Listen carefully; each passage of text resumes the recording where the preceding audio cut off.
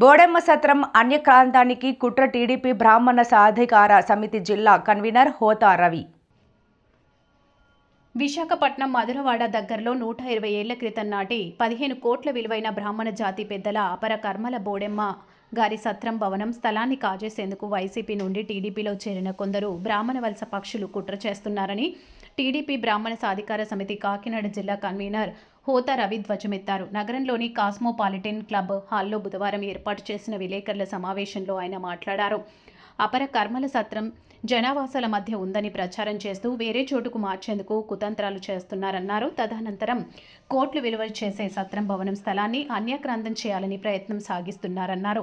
దీనిపై 2 రోజులుగా రాష్ట్ర వ్యాప్తంగా చాలా గట్టిగా చర్చలు జరుగుతున్నాయన్నారు. ఇదే గనక జరిగితే రాష్ట్రంలోని అన్ని ప్రాంతాల్లో అపర కర్మల సత్రాలను తరలించే పరిస్థితి ఏర్పడి బ్రాహ్మణ జాతికి అన్యాయం జరుగుతుందన్నారు. ఇంత అన్యాయం జరుగుతుంటే మల్లాడి విష్ణు, జ్వాలాపురం శ్రీకాంత్ ఎక్కడున్నారన్నారు. ఇటీవల ద్రాక్షారామంలో చిన్న ఘటన జరిగితేనే వాపోయిన వీరికి అన్యాయం కనిపించలేదా అని ప్రశ్నించారు. అన్యాక్రాంతాన్ని ఆపడానికి ప్రయత్నాలు చేస్తున్నామని మంత్రి నారా లోకేష్ దృష్టికి తీసుకెళ్లామన్నారు.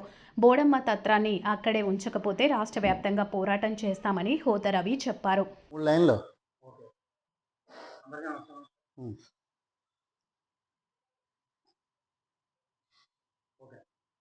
అందరికీ నమస్కారం అండి.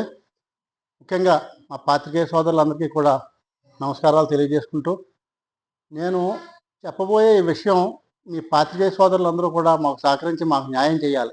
ఎందుకంటే ఇటీవల విశాఖపట్నంలో మధురవాడ దగ్గరలో బోడమ్మ బిల్డింగ్ అని ఒకటి ఉందండి. బోడమ్మ గారి సత్రం. ఆ సత్రము సుమారుగా 120 సంవత్సరాల నుంచి బ్రాహ్మణ జాతికి సంబంధించిన పెద్దల అపరకర్మలు జరుపుతూ వస్తున్నారు. 120 సంవత్సరాల నుంచి అండి. దాన్ని ఇటీవల కొంతమంది వైసీపీ నుంచి తెలుగుదేశంలో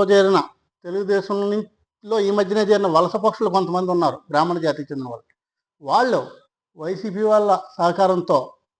సహకారంతో ఆ స్థలాన్ని, ఆ బిల్డింగ్ని అన్యాక్రాంతం చేసి దాన్ని అక్కడి నుంచి వేరే చోటకి మరల్చాలని చెప్పేసి ప్రయత్నం జరుగుతోంది. దాని మీద గత 2 రోజులుగా రాష్ట్ర వ్యాప్తంగా చాలా గట్టిగానే చర్చలు జరుగుతున్నాయి. అందులో భాగంగానే నేను కాకినాడ జిల్లా తరఫున నేను కూడా దాన్ని తీవ్రంగా ఖండిస్తూ, బాబు మల్లాది విష్ణు గారు, జ్వాలాపురం శ్రీకాంత్ గారు, మీరిద్దరూ ఎక్కడున్నారండి? ఎంత అన్యాయం జరుగుతుంది, రాష్ట్రం అంతా కూడా చర్చ జరుగుతుంది, మీరిద్దరూ ఇప్పుడు రారా? మన ఏదో చిన్న విషయం ద్రాక్షారామంలో జరిగిందని దానికోసం వాలిపోయారు మల్లాది విష్ణు గారు. అంటే ఇప్పుడు ఇక్కడ ఇంత జరుగుతున్న 15 కోట్ల రూపాయల విలువైన స్థలాన్ని అన్యాక్రాంతం చేయడానికి ప్రయత్నం చేస్తూ ఉంటే కూడా మీరు రావట్లేదు, మీరు ఏ ఒక్కరూ రావట్లేదు. అంటే దీన్ని ఏం అర్థం చేసుకోవాలి? వైసీపీ నుంచి వచ్చిన వలస పక్షులు ఉన్నారు, తెలుగుదేశంలో వాళ్ళు ఉన్నారు, పేర్లు చెప్పకూడదు. వాళ్ళు చేస్తున్న పని ఏంటి?